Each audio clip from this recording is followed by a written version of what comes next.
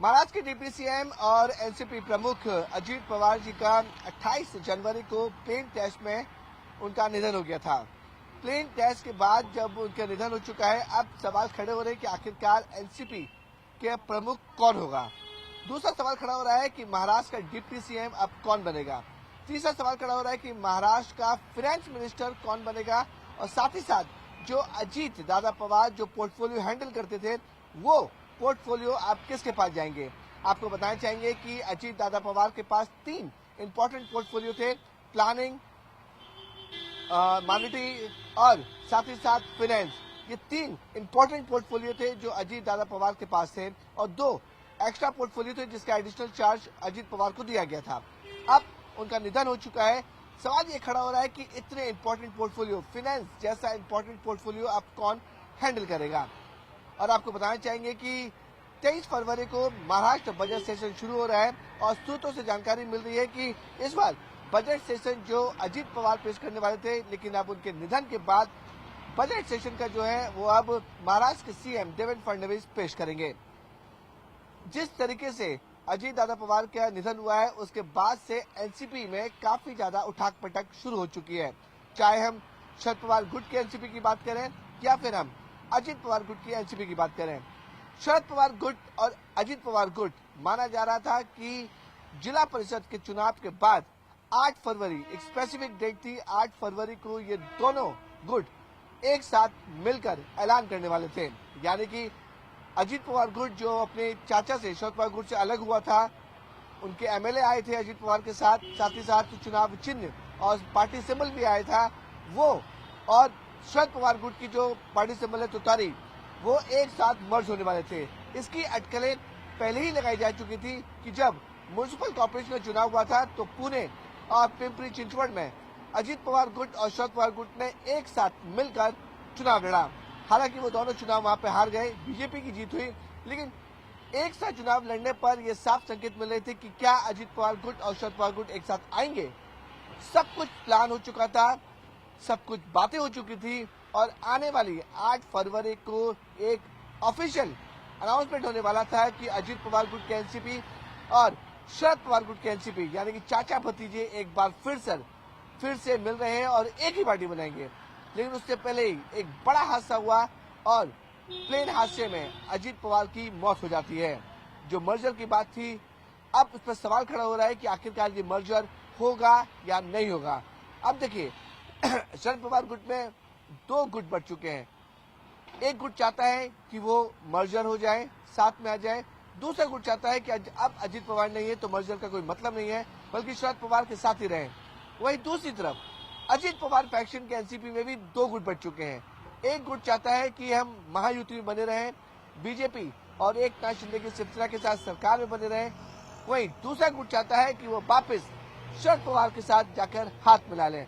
अब देखिए, इतनी ज्यादा इसमें कॉन्फ्लिक्ट हो गए हैं कि आखिरकार कौन किसके साथ जाएगा या नहीं जाएगा, इसको लेकर अब सवाल जरूर खड़े हो रहे हैं। लेकिन ये तो बात कंफर्म हो चुकी है कि अगर अजीत दादा पवार जिंदा होते आज, तो 8 फरवरी को महाराष्ट्र के इतिहास में, पॉलिटिकल इतिहास में एक बड़ा दिन होता, जब एक बार फिर से चाचा भतीजे यानी कि शरद पवार और अजीत पवार एक साथ आने का ऐलान करते।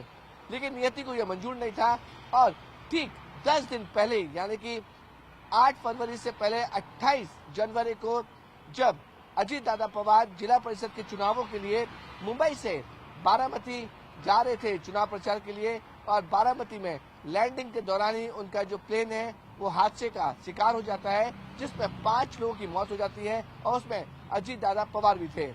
अब दूसरा सवाल खड़ा हो रहा है कि आखिरकार अजीत दादा पवार के मौत के बाद महाराष्ट्र का डिप्टी सीएम कौन बनेगा। जो इतने पोर्टफोलियो, इंपॉर्टेंट पोर्टफोलियो है फाइनेंस जैसा, उसको कौन हैंडल करेगा। बारामती से जहां अजीत दादा पवार विधायक थे, अब वहां पर अगर बाईपोल होता है तो फिर वो वहां पर विधायक की टिकट पर कौन चुनाव लड़ेगा। इस तरीके के कई सवाल जो है अब सबके मन में आ रहे हैं। लेकिन जो सूत्रों से जानकारी मिल रही है उसमें एनसीपी पूरी कोशिश कर रही है कि सुनेत्रा पवार जो फिलहाल राज्यसभा सांसद हैं, वो वहां से इस्तीफा देकर सुनेत्रा पवार को महाराष्ट्र की राजनीति में लाया जाए, सुनेत्रा पवार को महाराष्ट्र का डिप्टी सीएम बनाया जाए। साथ ही साथ जो पोर्टफोलियो, जो इंपॉर्टेंट पोर्टफोलियो अजीत दादा पवार के पास थे, वो सारे के सारे पोर्टफोलियो जो है वो सुनेत्रा पवार को दी जाए।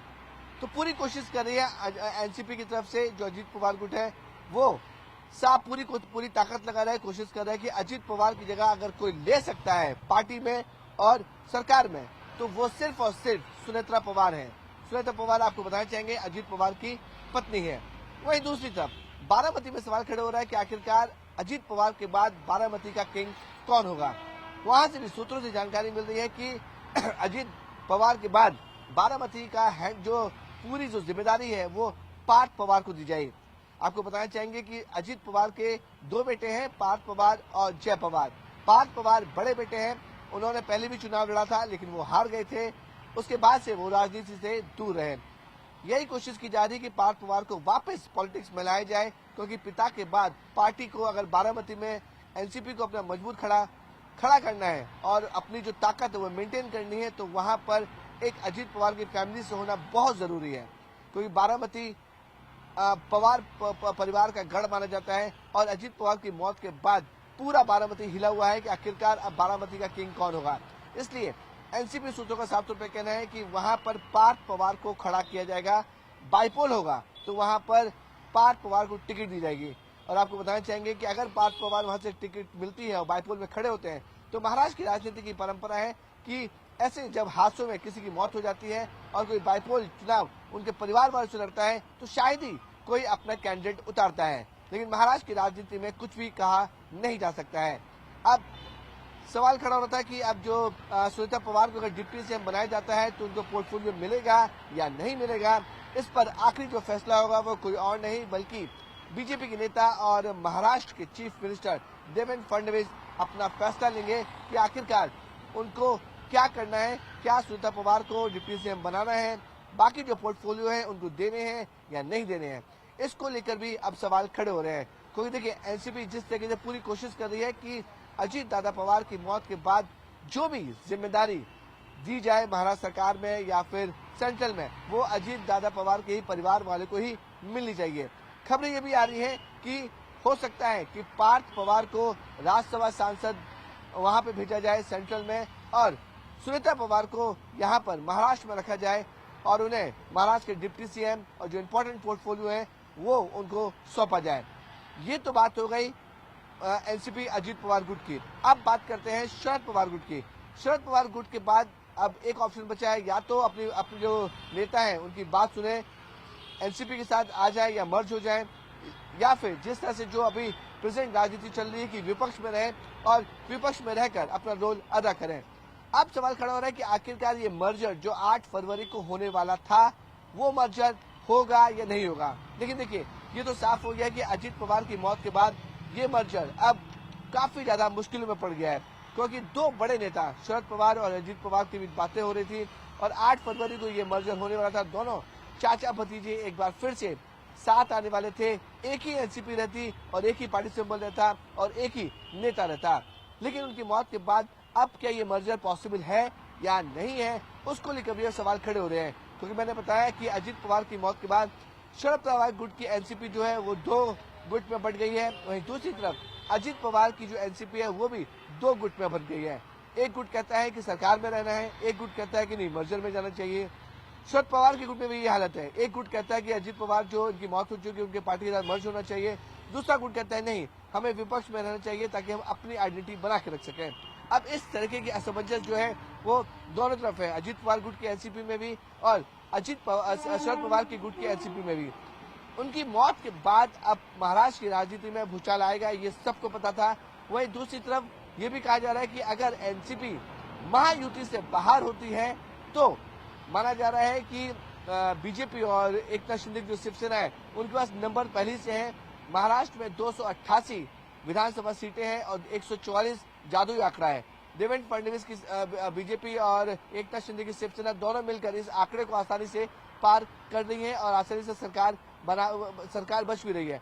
अगर अजीत पवार गुट के जो लोग हैं वो शरद पवार गुट में जाते हैं तो महाराष्ट्र की सरकार को या महायुति को कोई भी फर्क नहीं पड़ेगा। लेकिन यहाँ पर माना जा रहा है कि अगर एनसीपी बाहर होती है महायुति से तो एकनाथ शिंदे की जो शिवसेना है उसका जो बल है, जो उसका पावर है वो थोड़ा सा बढ़ जाएगा, क्योंकि नंबर जो है एकनाथ शिंदे के साथ जो उन्होंने मिलकर सरकार बनाई है, बीजेपी का पूर्ण बहुमत 144 सीट का नहीं है। इसलिए कहा जा रहा है कि अगर एनसीपी के एमएलए शरद पवार के साथ मिल जाते हैं तो एकनाथ शिंदे का जो बार्गेनिंग पावर है वो बढ़ सकता है। तो ये खाली जो बातें हैं वो कही जा रही है कि ऐसा हो सकता है, लेकिन माना जा रहा है कि महायुति से कोई भी तीनों पार्टी में से कोई बाहर नहीं जाने वाला है। एनसीपी जो है साथ रहने वाली है, लेकिन कोशिश यही जाएगी कि जो मर्जर की बात हो रही थी, मर्जर के बाद सिनेरियो पूरी तरह से बदलता, लेकिन अब ये मर्जर पूरी तरह से रुक चुका है क्योंकि अजीत पवार की मौत हो चुकी है।